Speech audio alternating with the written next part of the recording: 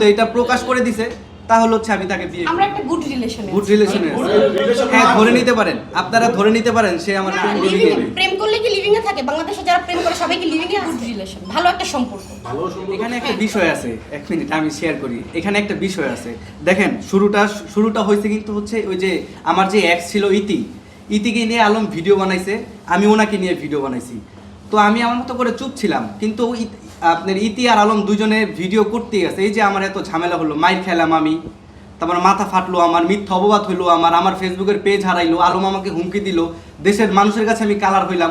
তারপরেও আমি চিন্তা করলাম যেহেতু আলম এত পাগলামি করতেছে, ওনাকে ভালোবাসে, আমি ওনাকে বুঝায় শুনে আলমের কাছে আমি বলছি যে আপনাকে যদি কেউ ভালোবাসে তাহলে আলম ভালোবাসে, আপনি চলে যান, সমস্যা নেই, আমার প্রবলেম হয়েছে তো আমি আমারটা দেখে নিব। আলমের কাছে পাঠাইছি, আলম কি করলো, কোরআন শরীফ ছুঁয়ে তাকে ওয়াদা দিল একটা, আর সে করলো আরেকটা।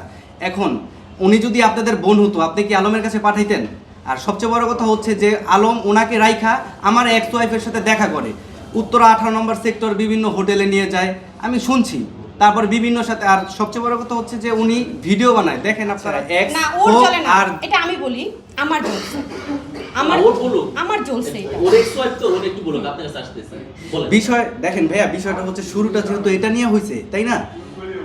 এক্স সে আমার ঠিক আছে, বাট তার প্রতি আমার একটা সিম্পেথি আলম মানে কি, মানে একসাথে দুই লোকে পা দিয়ে চলতে চাইছিলেন? বিষয় হচ্ছে আলম আমাকে প্রতিনিয়ত তার ভিডিও পাঠাইতো, দেখো তোমার বউয়ের সাথে ভিডিও করতেছি, এখন তোমার কেমন লাগে, এটা সেটা, ঠিক আছে, এগুলো করতো। তাহলে আমি তো তখন ওনাকে বললাম যে এগুলো আপনার ব্যক্তিগত ব্যাপার, আপনি কার সাথে ভিডিও করবেন না করবেন এগুলো টোটালি আপনার ব্যক্তিগত ব্যাপার। তো সেই ক্ষেত্রে কথায় কথা উঠছে, এর জন্য আমি বলছি।